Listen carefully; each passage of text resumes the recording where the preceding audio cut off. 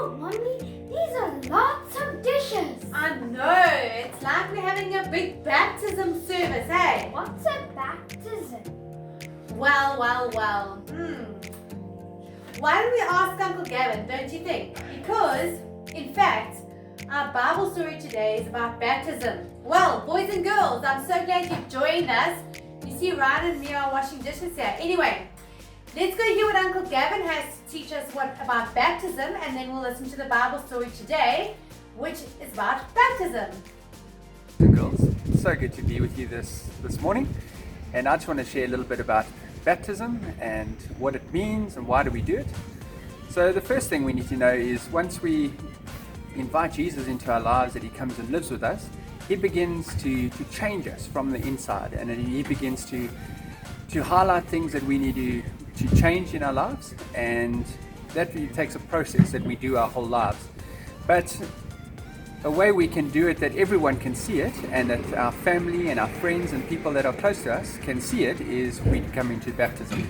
And basically what that is, we all climb into the water together. So you have two people with you, normally people you know and you love and you trust, and they will take you under the water and bring you up, and that is a symbol of Jesus changing our old body and our old sin and our old stuff and into the water, and we come out all fresh and new and clean and a new creation under what God, and then that process continues. So we allow people to come alongside us and pray with us and to walk this out with us over the course of our lives. So that's effectively what baptism is, and we really hope and pray that all of you will accept Jesus into your life and be baptized one day, and you can grow this incredible life and journey with him.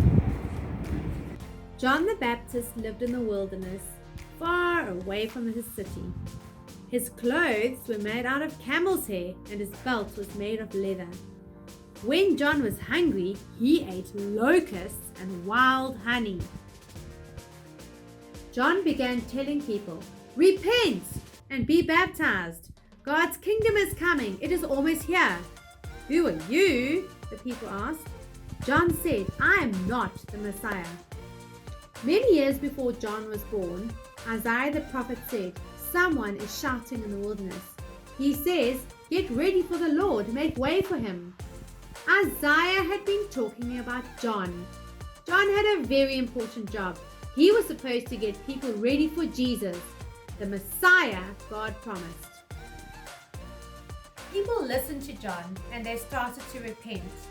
They were sorry for their sins and asked God to forgive them.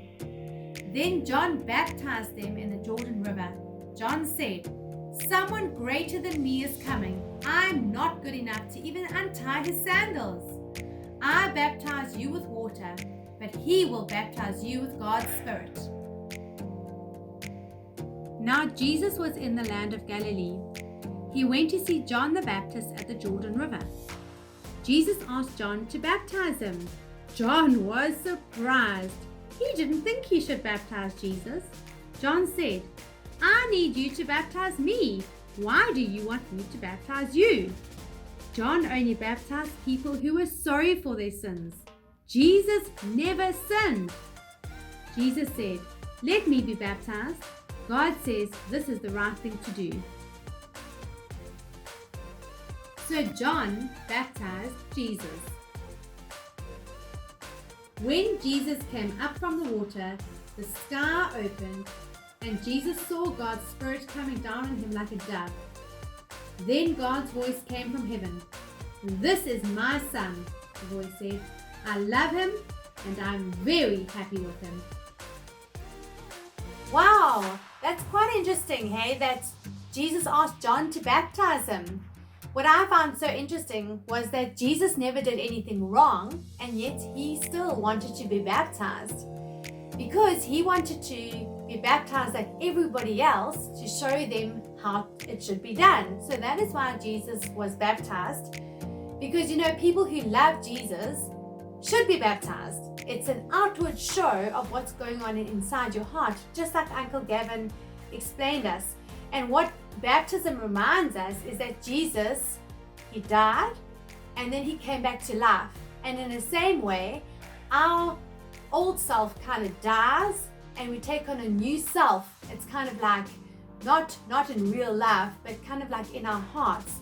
And we are held accountable by our friends. That means we ask people to walk our new journey of life, loving Jesus with us.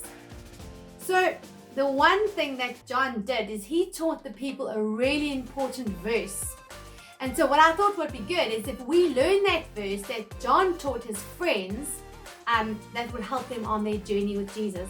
So we're going to cross over to Morsa as she helps us out. Jesus must become greater, I must become less. John 3 verse 13.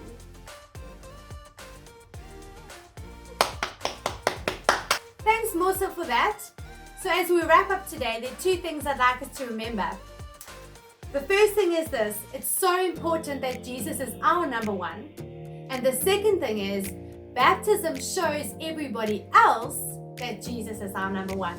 So let's remember that when we hear the word baptism. So to touch base on our truth challenge for September, we're going to learn the verse that Morsa taught us, which is John 3 verse 30. And then we're also going to be reading the book of 1 Samuel, and we're going to ask Jacques to also help us out with the big question that we're going to be thinking through over the month of September. So that's all what I've got for you today in our Bible story and our truth challenge. Have a wonderful week, guys. Why did Jesus become human? Jesus became human to rescue sinners, which is all of us.